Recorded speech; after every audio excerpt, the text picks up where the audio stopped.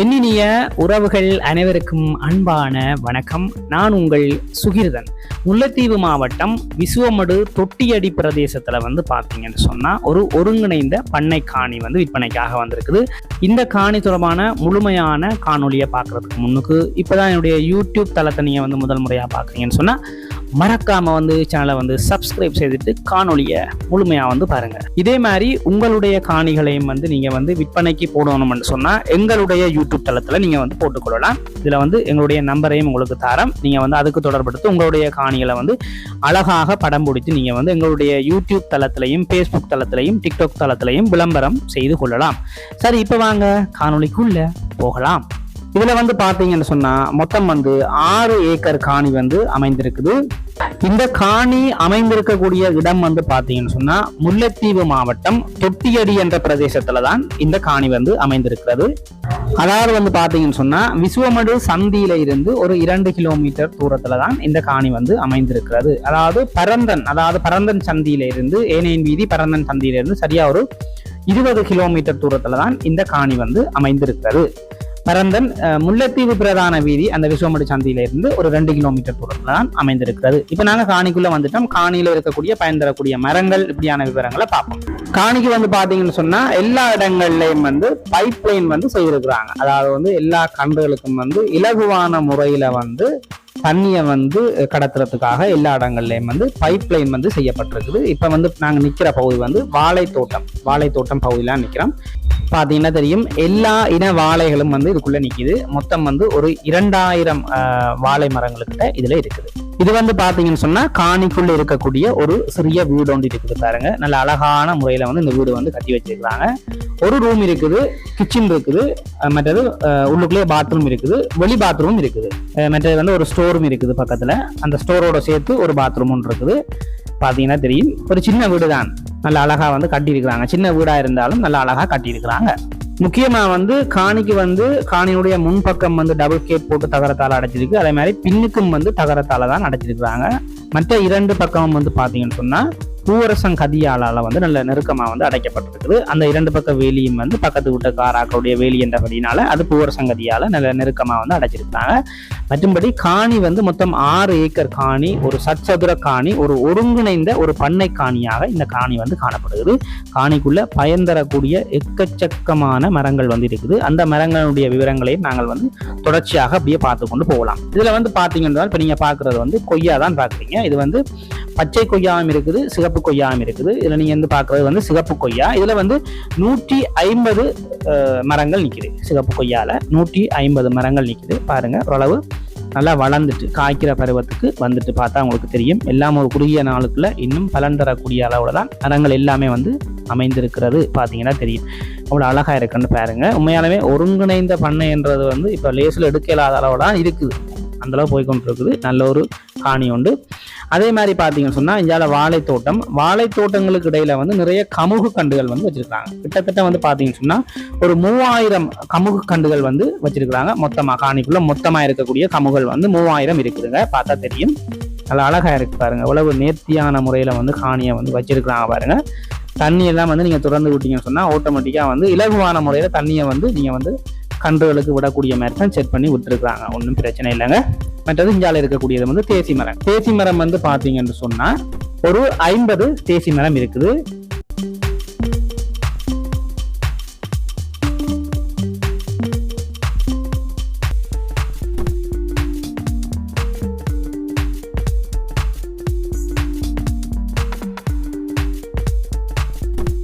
அடுத்தது பாத்தீங்கன்னு சொன்னா நாங்கள் பப்பாசி மரங்களை தான் பார்க்க போறோம். பப்பாசி மரம் பாத்தீங்கன்னு சொன்னா 80 பப்பாசி மரத்துக்கிட்டே இருக்குது. 80 பப்பாசி மரங்களும் பாத்தீங்கன்னு சொன்னா நல்ல காய்களோட தான் இருக்குது. பாருங்க, பழங்களும் இருக்குது பாருங்க. நிறைய பழங்கள் மரத்திலேயே இருக்குது பாருங்க. இவ்வளவு பழங்கள் இருக்குன்னு பாருங்க. அப்படியே தொடர்ச்சியா இப்ப நாங்கள் போகிற இந்த பகுதி எல்லாமே பாத்தீங்கன்னு சொன்னா பப்பாசி மரங்கள்லாம் வச்சிருக்காங்க பாருங்க. இவ்வளோ அழகா செட் பண்ணி வச்சிருக்காங்க. ஒவ்வொரு மரங்களும் பாத்தீங்கன்னு சொன்னா ஒவ்வொரு லைன்ல நல்ல அழகா நேர்த்தியா வச்சிருக்காங்க. இன்னும் பயன் தரக்கூடிய மரங்கள் எக்கச்சக்கமான மரங்கள் இருக்குது. ஒவ்வொன்றா பாப்பண்ணாங்க.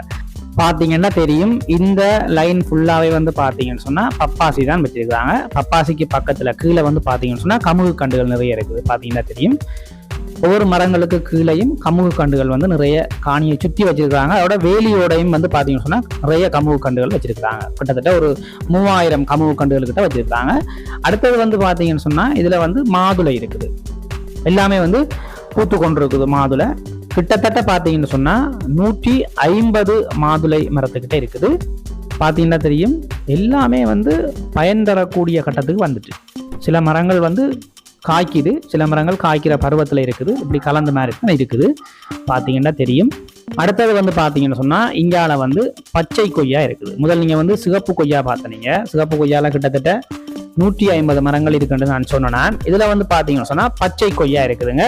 கிட்டத்தட்ட 300 கொய்யா மரங்கள், பச்சை கொய்யா மரங்கள் இருக்குது, காய்களோடு இருக்குது. இதில் வந்து பார்த்தீங்கன்னு சொன்னால் ஒரு அளவான காய்கள் இப்போ தான் காய்க்கிற பருவத்தில் இந்த மரம் இருக்குது. நான் இன்னொரு லைன் ஒன்று காட்டுறேன். அதுலேயும் வந்து பார்த்தீங்கன்னு சொன்னால் நிறைய காய்கள், ஒரு மரத்திலேயே ஏராளமான காய்கள் வந்து காய்ச்சிருக்குது. நான் அதையும் உங்களுக்கு காட்டுறேன்.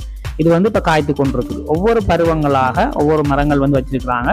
இப்போ வந்து பார்த்தீங்கன்னு சொன்னால் இது வந்து அடுத்த லைன் பாருங்க. இதில் வந்து எவ்வளவு பச்சை கொய்யா வந்து ஒரு மரத்திலேயே எவ்வளவு காய்கள் இருக்குன்னு சொல்லி பாருங்க. பார்த்தீங்கன்னா தெரியும். இதில் எல்லாம் வந்து பாருங்க எவ்வளவு காய்கள் இருக்குன்னு பாருங்க. நல்ல பெரிய பெரிய கொய்யா, ஒவ்வொரு காயும் நல்ல சைஸில் இருக்குது, பெரிய கொய்யா. பார்த்தீங்கன்னா தெரியும்.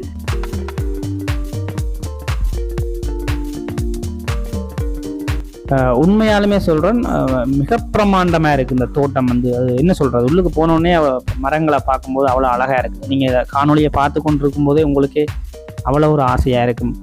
பார்த்தீங்கன்னா தெரியும் பாருங்கள், இவ்வளவு கொய்யாக்கள் இருக்குன்னு பாருங்கள். ஒவ்வொரு மரங்கள்லேயும் வந்து இன்னும் காய்ச்சி கொண்டு இருக்கு. நிறைய சின்ன சின்ன காய்களும் இருக்குது. இது வந்து பெரிய கொய்யாக்கள் எல்லாத்தையும் வந்து பொழுத்தின வந்து கட்டி வச்சிருக்காங்க பாருங்கள். இதை விட இன்னும் காய்கள் நிறைய காய்ச்சி கொண்டு இருக்குது. பார்த்தீங்கன்னா தெரியும். நல்ல மண்ணும் ஒரு சிகப்பு கம்மண் மாதிரி தான் இருக்குது. பார்த்தீங்கன்னா தெரியும், நல்ல மண்ணும். எல்லா மரங்களுமே வந்து நல்ல செழிப்பாக தான் இருக்குது. எந்த மரங்களுமே காஞ்சி போயோ அப்படி நான் காணவே இல்லை. எல்லாமே நல்ல செழிப்பாக அழகாக இருக்குது. ஒரு ஒருங்கிணைந்த ஒரு பண்ணையாக இருக்குது. வேறு வேறு விஷயங்களும் இருக்குது காணிக்குள்ளே. அதெல்லாம் பார்த்து கொண்டு போவோம். அப்படி நீங்கள் படிப்படியாக பார்த்து கொண்டு வாங்க.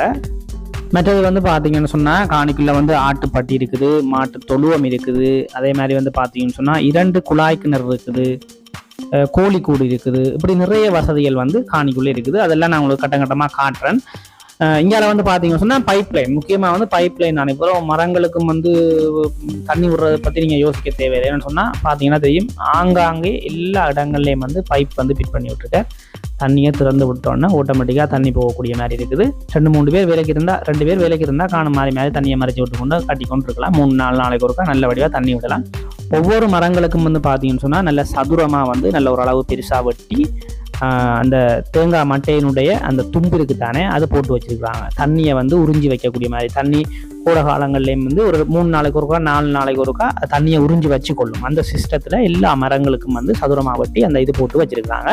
மற்றது வந்து பார்த்தீங்கன்னு சொன்னால் இன்னும் பயன் தரக்கூடிய மரங்கள் இருக்குது. அதை நாங்கள் தொடர்ச்சியாக பார்ப்போம். மாமரம் வந்து 150 மாமரங்கள் இருக்குது. தொம்பேசி மாமரம்னு சொல்லுவாங்க. அந்த மாமரம் இருக்குது. தோடை வந்து 25 தோடை இருக்குது. முருங்கை வந்து 50 முருங்கை மரம் இருக்குது. கற்றாழை வந்து 200 கற்றாழை இருக்குது. அன்னாசி மரம் 250 அன்னாசி மரங்கள் வந்து வச்சிருக்காங்க. பார்த்தீங்கன்னா தெரியும், 50 முருங்கை மரத்துக்கிட்ட இருக்குது. இப்படி நிறைய விஷயங்கள் இருக்குது. மற்றது வந்து தண்ணி டேங்க் எல்லாம் வச்சிருக்கிறாங்க. தண்ணி வந்து வேகமாக வந்து வரக்கூடிய மேல உயரத்தில் வந்து தண்ணி டேங்க் எல்லாம் வச்சு செட் பண்ணி வச்சிருக்கிறாங்க.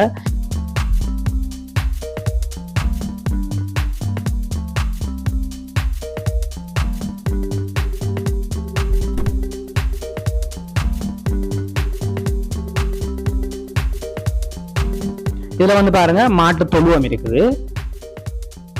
அதே மாதிரி அங்கால வந்து பார்த்தீங்கன்னு சொன்னால் பாருங்கள், இதில் தண்ணி டேங்க் வச்சுருக்காங்க. மற்ற பகுதியில் 2-3 இடங்களில் தண்ணி டேங்க் வந்து வச்சுருக்காங்க. இதுலேயும் வந்து பாருங்கள் ஒரு தண்ணி டேங்க் வந்து நல்ல உயரமாக வந்து வச்சுருக்காங்க. இந்த தண்ணி வந்து கண்டுகளுக்கு வேகமான முறையில் வந்து விடக்கூடிய மாதிரி இருக்கும். நேரங்களில் மிச்சப்படுத்தி கண்டுகளுக்கு வந்து தண்ணி விடக்கூடிய மாதிரி உயரங்களில் வச்சுருக்குறாங்க. அதே மாதிரி இங்கே ஆட்டு பெரன் இருக்குது பாருங்கள். இது வந்து ஆட்டு பெரன். அதே மாதிரி அங்கால கொஞ்சம் தள்ளி போனோம்னு சொன்னால் அங்கால வந்து கோழிக்கூடு ஒன்று இருக்குது. கோழிக்கூடுகள் குட்டி குட்டி கோழிக்கூடும் இருக்குது, பெரிய கோழிக்கூடுகளும் இருக்குது. ஒரு ஒருங்கிணைந்த ஒரு பண்ணையாக, ஒரு அருமையான ஒரு காணியாக இந்த காணி வந்து காணப்படுகிறது.